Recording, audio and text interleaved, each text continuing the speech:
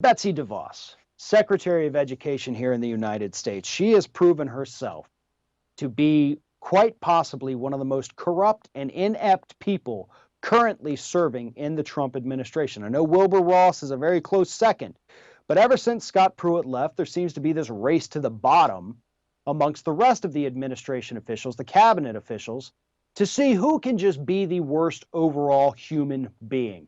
And so far, after last week saying that she was going to help pay for teachers' guns to arm themselves, she tops it this week with this story. Betsy DeVos and the Education Department here in the United States want to rewrite what rape means for college campuses and basically put the benefit of the doubt with the accused and the institution instead of the people who report having these crimes committed against them. I want to read this. This is the change, as reported by the New York Times, that Betsy DeVos wants to make for the guidelines governing sexual assault on college campuses. Here it is. These changes reportedly include redefining sexual misconduct from unwelcome sexual advances, requests for sexual favors, and other verbal, nonverbal, or physical conduct of a sexual nature, and change them to unwelcome conduct on the basis of sex that is so severe, pervasive, and objectively offensive that it denies a person access to the school's education program or activity. So, under Betsy DeVos's new plan, it's only considered rape or sexual misconduct if it's so bad that you miss class, or that you can't go into a certain building, or that maybe you can't go attend the football game this weekend. You have to not be allowed or be physically unable because of the assault or the attacker, that it interferes with your schooling or your extracurricular activities. If it doesn't meet those criteria, then yeah, that's not rape. Betsy DeVos doesn't think that's rape. The Education Department at this point doesn't think that that's rape. That's just college kids being crazy college kids, I guess, right, Betsy? Because that's what your new policy wants to do. It would also only say that colleges and universities, they're only liable for what happens directly on their campus. Any kind of off-campus assault that took place between students would no longer be a matter for the college to even look at. That would have to be done by local authorities, who, as we all know, are just awful when it comes to taking these kinds of allegations seriously. We have had countless reports over the last few years of local police departments all over this country with just unused rape kits. They're not doing it. There was one police station in Oklahoma that actually had a wall of shame.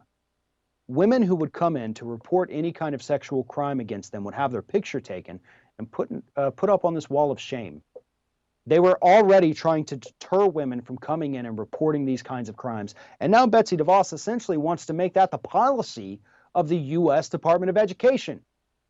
Yeah, you were raped, but did you still make it to class on time? I mean, because if you did, was it really rape? You know, were you denied a proper education because of this sexual misconduct? Probably not. So yeah, why don't you go ahead and get back to your dorm? You're fine. Don't worry about it. Walk it off. That's the policy of this administration. And let's not forget that this is the policy that was born out of the meeting that Betsy DeVos had with that anti-feminist men's group to, you know, pick their brains about what we should do about sexual assault on college campuses.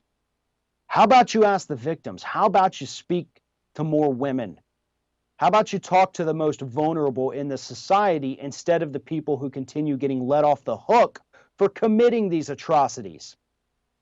You know, I had mentioned earlier in the program that there are civil lawsuits mounting right now every day against colleges and universities who have either helped cover up systemic sexual assault by a single employee. Places like Penn State, OSU, USC is now involved in this. There's also lawsuits against colleges and universities for ignoring individual instances by their own students. Betsy DeVos, with her new little decree here, is opening up these universities for a world of financial pain at the hands of trial lawyers trying to get justice for the victims here. That is what is going to happen as a result of this.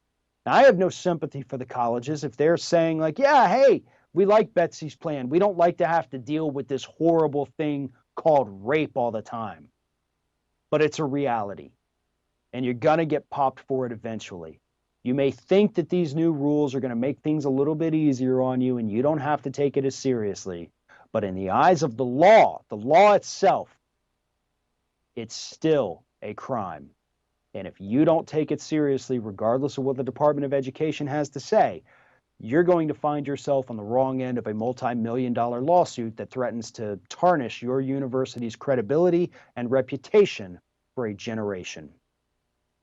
We need to take another quick break. I am Farron Cousins from Ring of Fire, sitting in for David Pakman today. We'll be right back with more on The David Pakman Show. Today's show is made possible in part by newsvoice.com/Pakman.